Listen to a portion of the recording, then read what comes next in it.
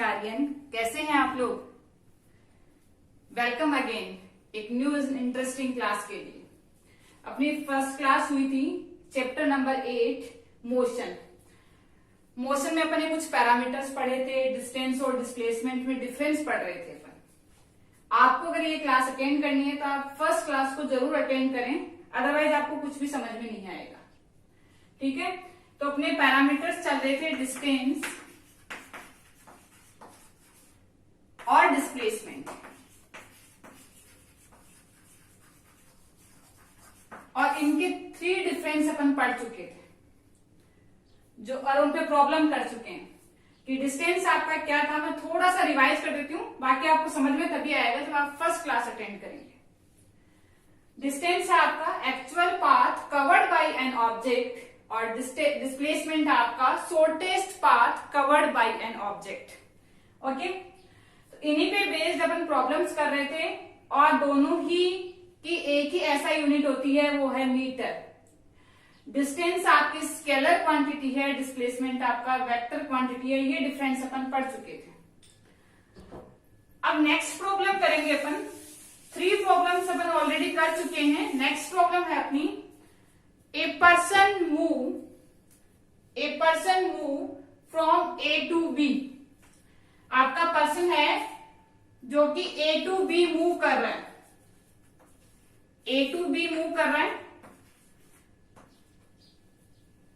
Person move from A to B then C, और फिर कहां आ जाता है वो सी पे। तो मैंने ये बी पॉइंट मार्क कर दिया है और यहां पे आ रहा है सी, क्योंकि डायग्राम दिया हुआ है आपको प्रॉब्लम में। Then what is the distance and displacement. तो ये वाली जो आपको पाथ दिया हुआ है वो दिया हुआ है 200 मीटर, यानी ए से बी का।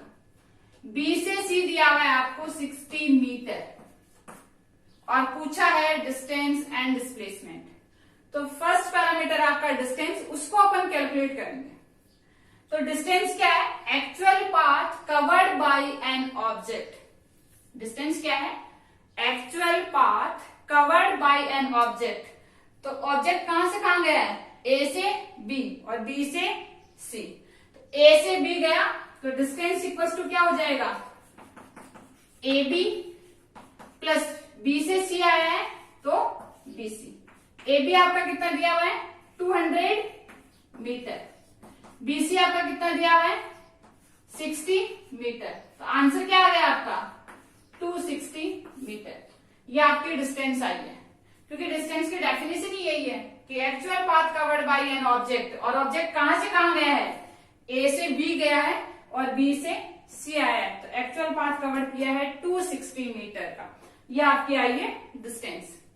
इसी प्रॉब्लम में आपसे पूछा है what is displacement. What is displacement? तो डिस्प्लेसमेंट की डेफिनेशन क्या पढ़ाई थी बच्चों मैंने? डिस्प्लेसमेंट है आपका shortest path covered by an object. और वो कैसे कैलकुलेट करते हैं अपन कि इनिशियल और फाइनल पोजीशन के बीच में आपका कितना डिफरेंस है, शॉर्टेस्ट डिफरेंस कितना है। इनिशियली ऑब्जेक्ट कहां से चला था? ए पॉइंट से, पहुंचा कहां पे है? सी से, सी पे। तो डिफरेंस कहां पे कहां होगा? ए से सी। यही आपका शॉर्टेस्ट पाथ है। फाइनल पोजीशन ये है, इनिशियल पोजीशन ये है, और इन दोनों को आपस में क्या ज्वाइन करना है? स्ट्रेट लाइन ज्वाइन करना है, और ये स्ट्रेट लाइन ऑलरेडी ज्वाइन है। तो ए से सी आपका क्या है? डिस्प्लेसमेंट। तो अगर मैं डिस्प्लेसमेंट की बात करूं तो क्या होगा? Final position minus initial position, या फाइनल पोजीशन कहां पे है? वो सी पे। सी कितना होगा? यानी एसी। तो डिस्प्लेसमेंट आपका कितना होगा? एसी। एसी कैसे कैलकुलेट करोगे? टोटल में से आप ये माइनस कर दोगे तो ये टर्म रह जाएगी। ये आपकी कितनी दी हुई है? 200 माइनस ये कितनी दी हुई है? 60। तो कितनी आ गई आपकी? 140 मीटर। यानी एसी आपका डिस्प्लेसमेंट है, क्योंकि ऑब्जेक्ट ए से बी गया है, देन बी से सी आया है। सी आपकी फाइनल पोजीशन है, ए आपकी इनिशियल पोजीशन है। इन दोनों के बीच का शॉर्टेस्ट पाथ ही आपका क्या होगा? डिस्प्लेसमेंट। इन दोनों के बीच का शॉर्टेस्ट पाथ क्या है? एसी। एसी कैसे कैलकुलेट करेंगे? ए बी में से बीसी को माइनस कर देंगे तो एसी रह जाएगा। ए बी आपका कितना दिया हुआ है? 200 मीटर। बीसी आपका कितना दिया हुआ है? 60 मीटर। मैंने माइनस कर दिया, आंसर क्या आया आपका? 140 मीटर। अपन एक डिफरेंस पढ़ा भी था कि distance is always greater than and equal to displacement. तो देखो डिस्प्लेसमेंट कितना आ रहा है 140, डिस्टेंस कितनी आ रही है आपकी 260। कौन बड़ा है डिस्टेंस? आपका डिफरेंस वेरीफाई हो रहा है। तो हर प्रॉब्लम में ऐसा ही होगा कि आपकी डिस्टेंस या तो ग्रेटर देन आएगी या इक्वल आएगी, किसके? डिस्प्लेसमेंट के। डिस्प्लेसमेंट कभी भी डिस्टेंस से ग्रेटर देन नहीं हो सकता। नेक्स्ट प्रॉब्लम देखें। अंकित ट्रेवल्स 10 किलोमीटर ईस्ट। वही अपना अंकित है जो पिछली क्लास में दौड़ा था, भागा था, तो वही है। अंकित चल रहा है कहां पे? 10 किलोमीटर ईस्ट। तो सबसे पहले मैंने कहा था पेपर पे आप डायरेक्शंस मार्क करेंगे। ये आपका नॉर्थ, तो ये इसके जस्ट सामने साउथ। राइट साइड में क्या होगा? ईस्ट, और इसके सामने क्या होगा? वेस्ट। तो देखो अंकित ट्रेवल्स 10 किलोमीटर ईस्ट। कहां जा रहा है अंकित? 10 किलोमीटर जा रहा है, वो भी किस डायरेक्शन में? ईस्ट। ईस्ट आपकी किधर है? इधर। अंकित यहां से चला है ए पॉइंट से, और कितना चला है? 10 किलोमीटर चला है ईस्ट डायरेक्शन में, क्योंकि ईस्ट आपकी इधर है। Then 5 kilometre south. तो साउथ किधर है बच्चों? नीचे की साइड है। और मैंने तब भी कहा था जब प्रॉब्लम्स पढ़ाई थी कि आप जहां पे पहुंच चुके हैं वहां से आपको आगे चलना है, न कि आप यहां से साउथ चला दें, क्योंकि यहां से भी साउथ जा रहा है, यहां से भी ये साउथ है। नीचे की साइड में डायरेक्शन में क्या है? साउथ डायरेक्शन है। तो आपको क्या करना है? जहां पे ऑब्जेक्ट पहुंच चुका है उसको वहां से आगे कंटिन्यू करना है। तो साउथ में जा रहा है कितना? 5 किलोमीटर। Then 10 kilometre west. फिर किधर जा रहा है अंकित? 10 किलोमीटर जा रहा है, वो भी किस डायरेक्शन में? वेस्ट। तो सबसे पहले देखेंगे वेस्ट किधर है आपकी? इस डायरेक्शन में। अंकित पहुंच कहां चुका है? यहाँ पे। यहां से आपको कंटिन्यू करना है आगे। कितना चल रहा है? किस डायरेक्शन में चल रहा है? वेस्ट। वेस्ट इधर ही आपकी। और वेस्ट डायरेक्शन में कितना चल रहा है? 10 किलोमीटर। तो यहाँ पे मैंने मार्क कर दिया है 10 किलोमीटर। क्या आगे कुछ दिया हुआ है? नो। तो क्या आपको फाइंड डिस्टेंस एंड डिस्प्लेसमेंट। तो सबसे पहले कैलकुलेट करेंगे अपन डिस्टेंस। डिस्टेंस का मैंने क्या कहा आपको? Actual path covered by an object. Actual path covered by an object. तो अंकित कितना चला है टोटल पाथ? यहां से यहां गया है, यहां से यहां आया है, और यहां से यहां आया है। मैं पॉइंट मार्क कर देती हूँ ABCD। अंकित A से B गया है, B से C आया है, और C से D आया है। तो टोटल डिस्टेंस अंकित ने जो कवर की है वो क्या है? उसका एक्चुअल पाथ। एक्चुअल पाथ कितना कवर किया है? पहले कितना चला? 10 किलोमीटर। फिर कितना चला? 5 किलोमीटर। फिर वापस से चला अंकित कितना? 10 किलोमीटर, और वहां जाके रुक गया है। 10 + 5 15, 15 + 10 25। यूनिट क्या होगी? किलोमीटर, क्योंकि सारे पैरामीटर्स इसमें चल रहे हैं किलोमीटर। तो टोटल डिस्टेंस जो अंकित ने कवर की है वो कितनी है उसकी? 25 किलोमीटर। ओके। इसी में नेक्स्ट पैरामीटर आपसे पूछा है व्हाट इज डिस्प्लेसमेंट। डिस्प्लेसमेंट क्या है students? Shortest path between initial and final position. Initial और फाइनल पोजीशन के बीच में शॉर्टेस्ट पाथ। अंकित की फाइनल पोजीशन क्या है? D। चला कहां से था? A से। यानी अंकित की इनिशियल पोजीशन क्या है? A। फाइनल पोजीशन क्या है? D। दोनों को क्या करेंगे? स्ट्रेट लाइन से ज्वाइन कर देंगे। तो मैंने दोनों को स्ट्रेट लाइन से ज्वाइन कर दिया है। A से D मैंने स्ट्रेट लाइन से ज्वाइन किया है। क्यों? क्योंकि इनिशियल पोजीशन ये थी और फाइनल पोजीशन ये है। ये आपका शॉर्टेस्ट पाथ ही आपका क्या होगा? डिस्प्लेसमेंट। तो ये स्टूडेंट्स कितनी होगी? जितनी ये है। ये कितनी दी हुई है आपकी? 5 किलोमीटर। तो ये भी कितनी हो गई है आपकी? 5 किलोमीटर। तो आपका डिस्प्लेसमेंट कितना आ गया है? 5 किलोमीटर। आप इस प्रॉब्लम में भी आराम से देख सकते हैं कि आपका डिस्प्लेसमेंट लेस देन आ रहा है डिस्टेंस से, यानी डिस्टेंस आपकी ग्रेटर देन आ रही है डिस्प्लेसमेंट से। और मैंने कहा ना ये हमेशा ट्रुथ है कि distance always greater than and equal to displacement. हाँ, इक्वल आ सकती है दोनों, लेकिन कभी भी डिस्प्लेसमेंट ग्रेटर देन नहीं आएगा डिस्टेंस से। अगर आपकी प्रॉब्लम में ऐसा आ रहा है तो आप कहीं ना कहीं गलती कर चुके हैं, उसको सुधार करने की कोशिश करें। आपने प्रॉब्लम को गलत कर दिया, आपको वही पता पड़ जाएगा कि मैंने कहीं ना कहीं गलत स्टेप्स अप्लाई किए हैं जिससे मेरा आंसर गलत आ रहा है। चले बच्चों, ये फर्स्ट और सेकंड प्रॉब्लम थी जो आपकी प्रीवियस क्लास से रिलेटेड थी बस रिवीजन के तौर पे मैंने उनको वापस करवाया ताकि आपकी एक दो प्रॉब्लम और हो जाए। लेकिन जो आपकी थर्ड प्रॉब्लम है वो न्यू प्रॉब्लम है, ऐसी प्रॉब्लम्स अभी अब तक अपन ने की नहीं है और इससे एक बहुत बड़ा रिजल्ट निकल के आएगा जो कि बहुत बड़ा इंटरेस्टिंग रिजल्ट होगा। क्योंकि मैंने स्टार्टिंग में ही कहा था क्लास इंटरेस्टिंग है, तो इंटरेस्टिंग क्लासेस का मतलब ये तो अभी दो प्रॉब्लम की है जो अपन प्रीवियस क्लास में भी कर चुके हैं ऐसी प्रॉब्लम, लेकिन ये जो थर्ड प्रॉब्लम है आपका एक बहुत बड़ा रिजल्ट लेके आएगी जो आगे आपके मोशन के क्लासिफिकेशन में काम में आएगा। चले तो देखो, a particle move in a circular path of radius 7 metre. आपका एक पार्टिकल है जो कि मूव कर रहा है किसमें, सर्कुलर पाथ में, जिसकी रेडियस कितनी दी हुई है आपको 7 मीटर। तो एक सर्कुलर पाथ है, मैंने एक सर्किल बना दिया। सर्कल में मान लो मैंने ये पॉइंट ए मार्क किया है, यहां से ऑब्जेक्ट चलना स्टार्ट किया है और ऑब्जेक्ट ने पूरा सर्कुलर पाथ कवर किया है और कितनी दी हुई है उसकी रेडियस 7 मीटर। तो स्टूडेंट्स ये अगर सर्किल का सेंटर है तो ये क्या होगी, इसकी रेडियस 7 मीटर दी हुई है। ऑब्जेक्ट यहां से चला है, उसने सर्कुलर पाथ कवर किया है और यहाँ पे वापस पहुंच गया है।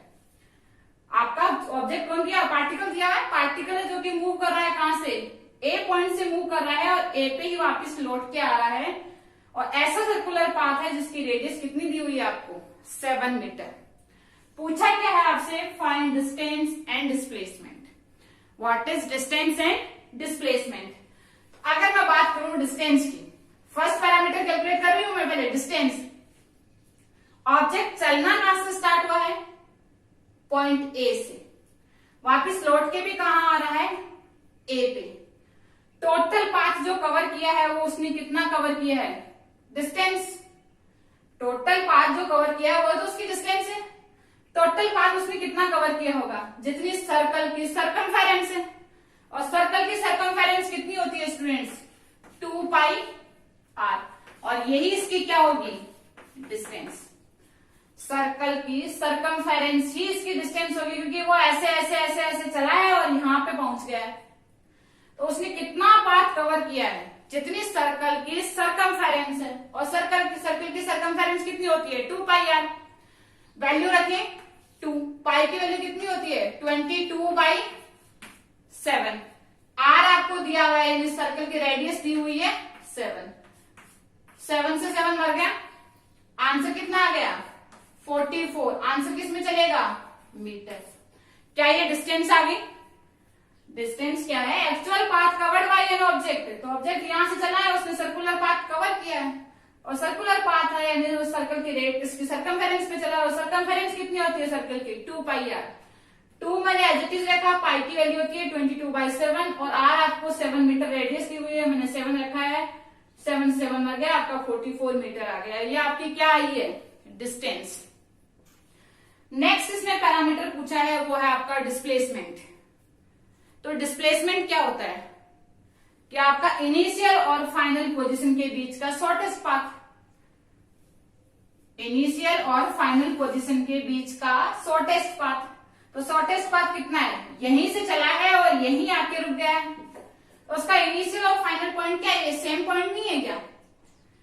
गौर करना बेटा मेरी बात पे कि ऑब्जेक्ट यहीं से चला था और यहीं लौट के वापिस आ गया है, इसका मतलब उसका इनिशियल और फाइनल पॉइंट दोनों सेम ही पॉइंट पे हैं, इसका मतलब डिफरेंस कितना आ रहा है, 0।